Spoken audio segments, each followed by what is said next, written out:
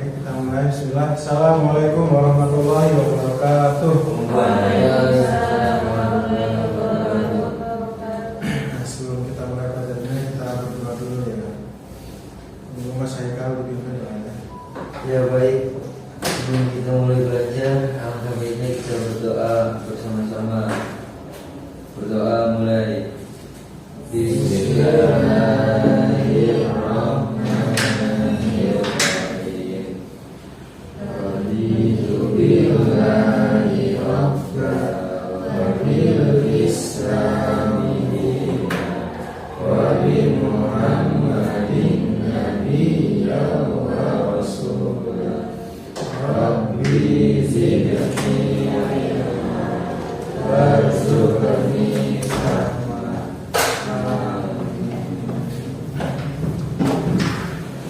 Sebelumnya harinya sampai nggak ada.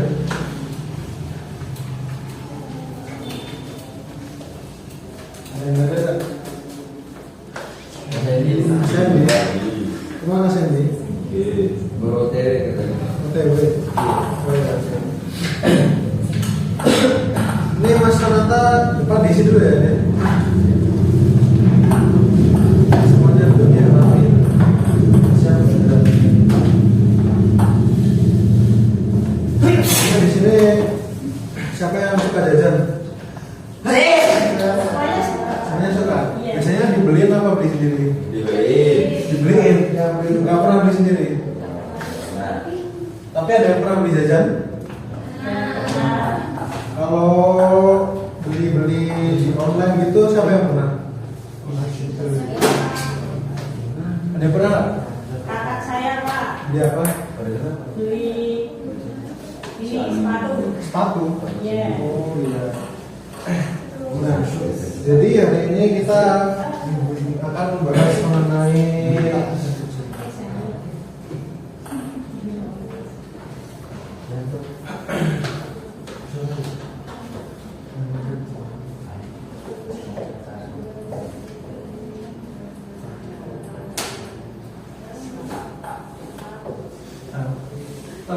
dari jual beli dalam Islam ya.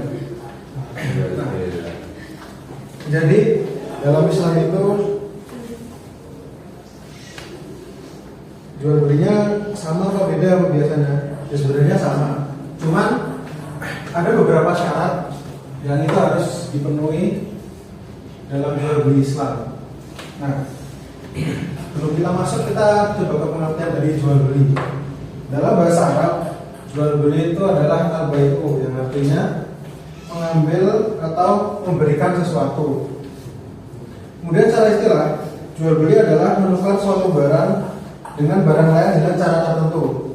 Jadi ya serupa dengan barter, tapi pakai cara tertentu. Mungkin kalau barter kan kita barang dan barang ya. Cuman kalau jual beli ini kita bisa barang dan alat tukar, bisa uang, terus emas dan lain-lain. Alat tukarnya yang berlaku di tempat yang kita tinggali ya. Kalau kita tinggal di mungkin zaman dulu kita pakai dirham, pakai perak gitu. Kalau sekarang kita pakai uang atau bisa juga pakai e-money ya. Kemudian hukum asal dari jual beli ini adalah boleh. Jadi hukum asal jual beli adalah Boleh. Tapi bisa juga loh hukum ini jadi nggak boleh. Ada yang tahu nggak kenapa? Kira-kira? Beli barang haram. Oh boleh itu. Pintar Mas Yanto.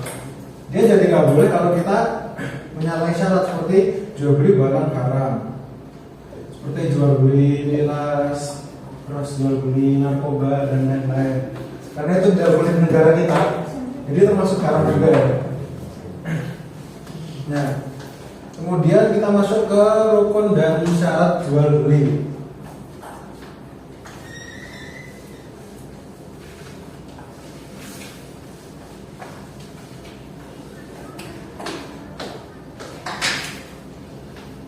Nah, rukun jual beli ini dan syarat yang pertama ada penjual dan pembeli. Karena kita mau transaksi jual beli yang jelas harus ada penjual dan pembeli. Kalau nggak ada salah satu, bisa nggak? Tidak. Jadinya apa? Menjual sendiri. Jual sendiri, ngeri-ngeri. Kasihan nih. Iya. Nah, kemudian yang kedua ada objek yang dijual. Nah, kenapa harus ada objek yang dijual? Ada yang tahu nggak? Karena itu yang di Karena kalau nggak ada objek yang dijual, berarti kita nggak jual beli. Iya. Kita jadinya ngobrol nanti, kan jual beli doang. Kemudian yang ketiga ada akad. Akad jual beli. Nah, jadi syaratnya ini ada 3 ini ya. Yang pertama ada penjual dan pembeli, terus ada objek yang dijual, dan ketiga ada akad jual beli. Nah, terus kan sekarang zamannya online nih, kayak Shopee dan lain-lain. Nah, terus gimana itu? Kan itu akadnya ada, cuman kan objek yang dijual kan bisa nggak terlihat. Nah, sebelum itu kita bahas tentang syarat-syaratnya ya. Yang pertama adalah syarat dari ini dulu, yang penjual dan pembeli ini harus memenuhi syarat juga. Yang pertama adalah berakal, yang kedua adalah balik, kemudian yang ketiga dengan kehendak sendiri. Nah, kenapa harus berakal? Karena apa? Jika orang sedang gila atau tidak sadar melakukan jual beli, maka kan jual belinya nggak sah. Kemudian yang kedua harus balik. Tapi ini balik bukan patokan, karena balik ini menurut sebagian pendapat ulama itu apa namanya? Dia tuh ketika melakukan jual beli dalam skala besar. Contoh jual beli tanah, kan kalau mungkin anak kecil itu jual surat tanah kan nggak ada. Nah, kemudian yang ketiga kehendak sendiri, jadi bukan dipaksa. Jadi semuanya Mas Ananta, ya dia mau jual motor tapi dipaksa sama Mas Yanto, itu nggak boleh ya. Nah, jadi Mas Ananta harus tidur, nggak ada paksaan. Kemudian objek yang dijual nih syaratnya adalah yang pertama suci, jadi bukan barang-barang najis. Kemudian dapat diserah terimakan, jadi barangnya itu bukan seperti barang yang kayak nggak ada gitu. Contoh yang nggak dapat diserah terimakan kayak saya jualan ikannya bilang kamu ambil sendiri. Nah gitu kan, nanti kan kalau dia nggak dapat ikannya kan kasihan juga, jadi sama aja objeknya nggak ada. Kalau tiba ikannya mati kan. Kemudian yang keempat adalah milik, yang ketiga adalah milik penjual. Jadi yang barang yang dijual ini adalah milik kita, bukan milik orang lain. Jadi nggak boleh jual barang orang lain kecuali dengan izin, ya. Contoh siapa ya sini? Bang Mufidah. Dia punya teman nih, temannya Mbak Deninggar. Dia punya motor atau punya HP. Nah, langsung dijual sama Mufidah. Kecuali dengan izin Mbak Deninggar. Nah, itu baru boleh. Kemudian yang terakhir adalah diketahui oleh penjual dan pembeli. Jadi jika penjual dan pembeli ini nggak tahu barangnya, itu jadi nggak boleh. Kemudian kita yang ketiga nih, akad jual beli. Nah, yang pertama adalah ijab qabul. Nah, ijab qabul ini nggak harus kayak apa ya, kayak orang nikahan gitu, yang sah-sah gitu. Ijab qabul yang penting saya beli ini, oh iya, oke gitu. Kemudian yang kedua bermufakat. Jadi keduanya sepakat untuk melakukan jual beli. Kemudian yang ketiga tidak berwaktu. Jadi kayak nggak jualannya dalam jangka waktu tertentu. Contoh saya beli mangga jam segini, tapi nanti ya beli saya ngomong sama Pak Ananta semuanya, Pak saya beli mangga jam segini, tapi terus saya ngilang, ntar saya balik sore tapi nggak ngabarin. Nah, itu nggak boleh, kecuali ada kabar nanti sore saya bayar dan saya ambil gitu. Kemudian setelah rukun dan syarat ini ada juga yang dalam jual beli saham itu adalah khiyar. Sampai sini sebelumnya paham nggak? Ada yang bertanya? Atau kecepatan jelasinnya? Kecepatan ya? Ya, nanyain yang mana? objek yang dijual itu tadi pertama suci, yang kedua 3, 4 apa itu? Nah, kedua tadi dapat diserah terimakan. Jadi barangnya tuh ada. Di nomor suci ada, terus milik penjual, bukan milik orang lain. Terus yang kedua diketahui oleh penjual dan pembeli. Nah itu tadi. Terus yang lainnya ada mana? Jadi kalau misal ini Pak apa barangnya itu bukan online ya Pak, misal tapi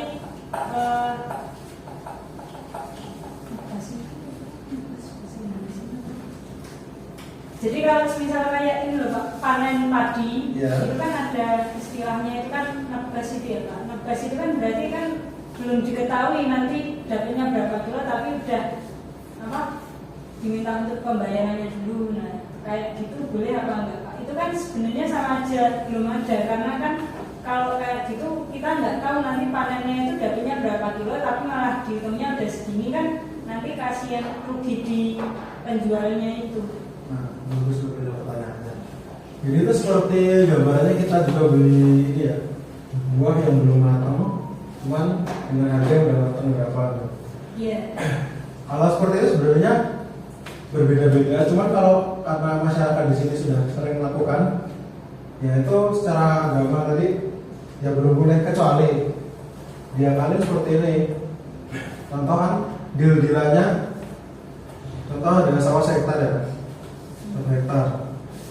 Nah, kira-kira tuh biasanya panen tuh 1 hektar dapat berapa? Contoh 1 hektar dapat 10, sama 10 juta. Nah, daripada ntar 10 juta ke atas nggak sampai, nah lebih baik kayak di model DP aja. Jadi kayak Oh iya. apa? Di DP dulu 5 juta, nah ntar dilihat hasilnya gimana. Kalau hasilnya lebih, ya udah tetap kesepakatan bersama. Kalau hasilnya kurang, kan maksudnya ya apa? Dinegoin lagi berapa. Kalau gini kan dua-duanya untung nih. Kalau kita pakai yang kayak tadi, yang untung penjualnya, pembelinya rugi. Nah, kira-kira gitu. Gimana coba? Berarti kalau apa pakai JP itu jadi perbulangan dalam misalnya. Boleh. Yang penting keduanya ini saling bersepakat tuh, dan nggak merugikan. Karena kalau merugikan itu termasuk nggak boleh, nanti jadi haram nanti. Terima kasih Pak. Ya sama-sama. Kemudian ada lagi yang tanya sebelum kita lanjut ke Rian.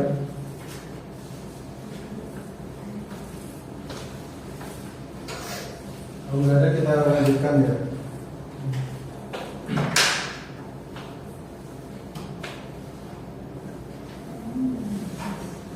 Nah, kemudian selain rukun dan syarat ada juga khiyar. Khiyar ini artinya adalah memilih antara dua hal, yakni meneruskan akad dan tidak meneruskannya. Jadi bisa bilang ini adalah negosiasi atau tawar menawar. Nah, khiyar ini ada 3 jenis. Yang pertama khiyar majelis. Khiyar majelis. Yang kedua khiyar syarat. Kemudian yang ketiga khiyar IB.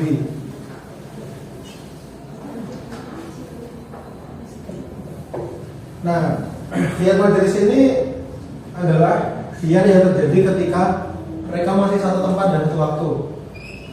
Contoh, Mbak Bella dan Mas Ananta melakukan jual beli dan tawar menawarnya dalam satu waktu. Jadi enggak apa dilanjut nanti atau apa, jadi langsung saya beli ini, saya beli ini, udah selesai gitu. Kemudian ada khiyar syarat. Khiyar syarat ini dijadikan syarat pada waktu akad beli. Misalnya adalah seorang minta waktu untuk memutuskan. Jadi contoh, ini Mbak Bila mau nawar nih Mas Ananta, ini harganya turun segini boleh nggak? Kata Mas Ananta nggak. Biasanya kan trik biasanya diumumkan gini, oh ya udah nanti saya balik lagi. Nah itu khiyar syarat. Kemudian yang ketiga adalah khiyar IB. Ini kebolehan pembeli mengembalikan barang yang dibelinya atau meminta pengurangan harga. Ini jenis nego pengurangan harga, atau kalau ada cacat nanti diatur seperti itu. Nah itu khiyar. Sampai sini sudah paham?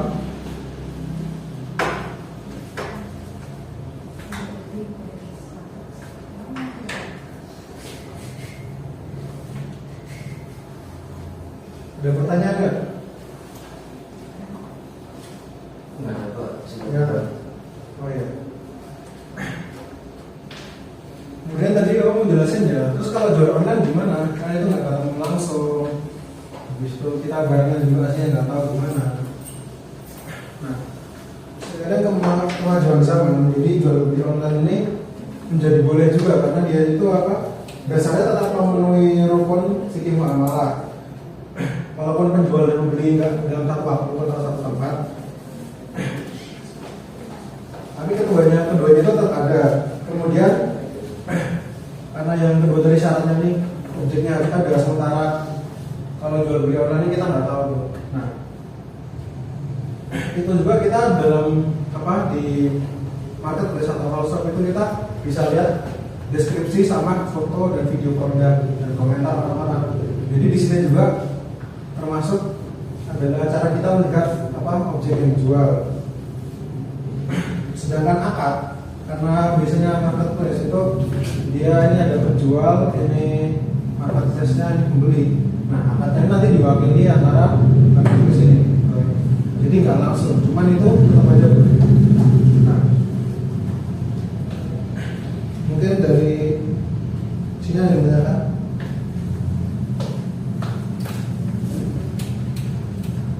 Kalau enggak Bapak minta 2 relawan untuk maju. Nanti ada hadiahnya, enak. Hadiahnya manis-manis. Mau dipanggil atau ditunjuk nih? Sama itu. Aja. Oh ya udah. Nah, udah terpanggil. Di sana tanya maju Mas.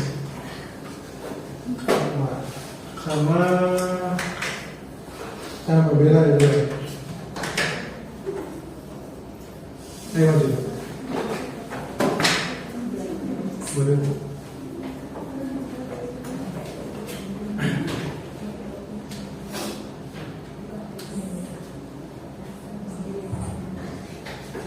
Nah, di sini kita akan mencontohkan jual beli ya dalam Islam gimana ya. Yang pertama kan tadi ada penjual dan pembeli, ini udah ada. Terus habis itu objek yang dijual belikan, ini objeknya ya. Ini Mas Nanta sebagai penjual, dan Mbak Bella sebagai pembeli. Kemudian akad jual beli. Nah, jadi silakan melakukan jual beli dengan Mbak Bella. Oh iya, Mas mau beli apa spidolnya itu harganya berapa ya Mas?